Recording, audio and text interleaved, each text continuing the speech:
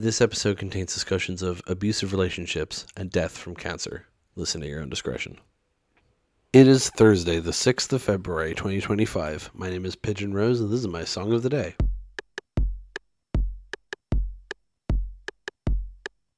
Here we are once again talking about a song from the Antlers album, Hospice. I swear I do plan to talk about an Antlers song that isn't on this album. One song that isn't on this album. That's later. Today we're talking about the song Shiva. So, to recap, this album is a concept album that tells a story about a hospice worker that falls in love with a terminal patient. It is generally read as a metaphor for an abusive relationship that the lead singer was in. And the previous song we talked about was Two, which was the moment that the protagonist realized that the terminal patient / abusive partner was beyond a saving, and he's kind of surprised at himself that that's a relief in a way. And this song follows directly on from that. I won't say what it's about until after we listen to it. It's not a particularly long song anyway, but this is a major turning point in the narrative, and I wanted to get it talked about. I was originally thinking of skipping this song, but actually I love this song, so fuck that. So wait, did I mention that it's called Shiva? I don't think I did. The song's called Shiva. Which, if you know your Judaism, which I certainly don't, but I know this word because there's a video game called the Shiva. A Shiva is a mourning period in Judaism. It's a week-long mourning period. It's referred to as sitting Shiva. And yeah, I mean, that's relevant to the song. Anyway, let's go listen to it now and then come back in a few minutes and talk about it.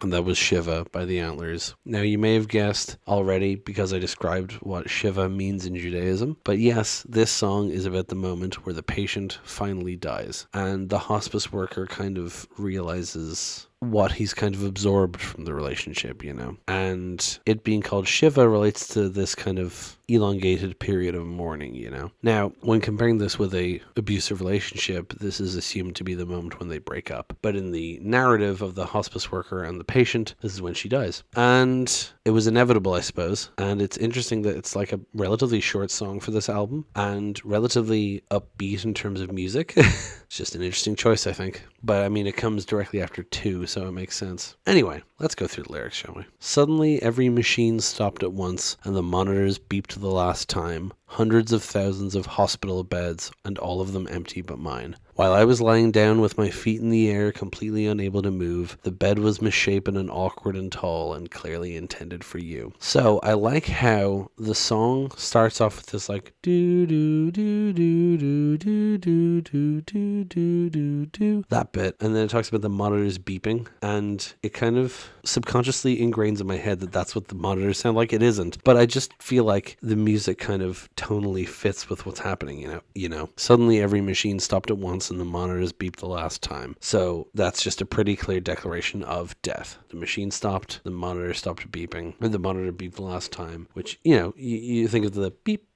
beep, beep, the flat line, you know, and then hundreds of thousands of hospital beds and all of them empty but mine. Now he says mine, which is interesting because he's the hospice worker, not the patient, and there's kind of two ways you can take that. One way is he's saying that like it's his bed in the sense that the patient was in it and the patient was his, so it's like it's the bed that he cares about, right? But also this album has this kind of blurring of the lines between patient and hospice worker, and he's saying like it's his hospital bed because he's been affected now. His health has been affected by what happened, right? While I was lying down with my feet in the air, completely unable to move, the bed was misshapen and awkward and tall and clearly intended for you. So, ooh, that's interesting. Sorry, I just opened this in Genius and someone said this could be describing the coffin. That's an interesting way to take it. Not how I took it, but it sounds like, you know, he's talking about lying down with my feet in the air, completely unable to move. The bed was misshapen and awkward and tall and clearly intended for you. It sounds like he's talking about how he's like, because she has changed him, he's like trying to fit himself into this mold that she's created for him, but it doesn't work for him because he's not her. It's clearly intended for her. Does that make sense? And then there's a little instrumental section in the second verse. You checked yourself out when you put me to bed and tore that old band off your wrist, but you came back to see me for a minute or less and left me your ring in my fist. My hair started growing, my face became yours, my femur was breaking in half. The sensation was scissors and too much to scream, so instead I just started to laugh. So this is such an interesting thing here. You checked yourself when you put me to bed and tore that old band off your wrist. That sounds like she checked herself out, as in just like got up and left. But I think that's more referring to the metaphorical, like she checked out as in she stopped caring. She put him to bed. I mean, it's mentioned in Atrophy, the whole thing about her deciding when he goes to sleep, you know. I've been living in bed because now you tell me to sleep, right? You checked yourself when you put me to bed and tore that old band off your wrist. It's like her declaration of not caring anymore, and this is her dying. She doesn't need the band on her wrist if she's dead. But you came back to see me for a minute or less and left me your ring in my fist. That could be describing a ghost, or it could be saying like, as she was fading away, she took off the ring as like a final fuck you, you know? And then my hair started growing, my face became yours, my femur was breaking in half. Well, that's interesting. So this is the recovery period, so to speak, but it's the grief, you know. His hair started growing because he stopped caring about grooming, you know. My face became yours, like he's seeing himself turn into her a bit. My femur was breaking in half. That is something that is described over and over again as the problem that she has. The sensation was scissors and too much to scream, so instead I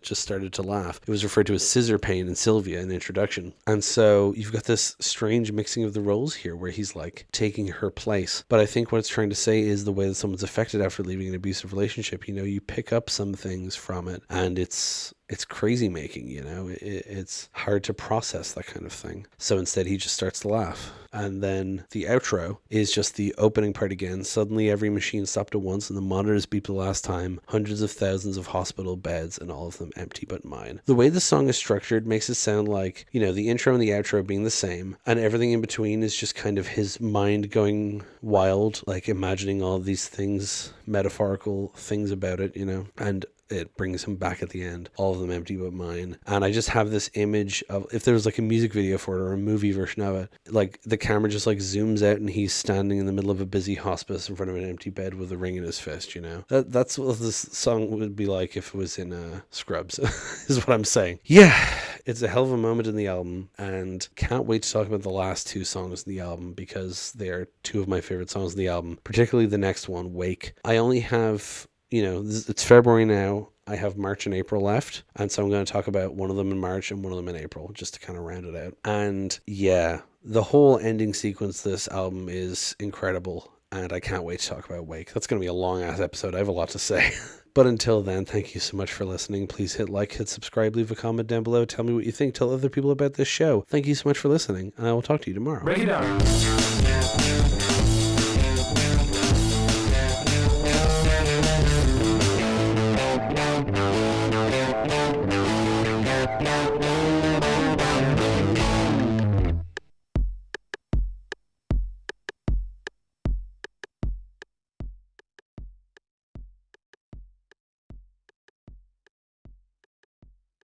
Yeah, it's a hell of a moment in the movie.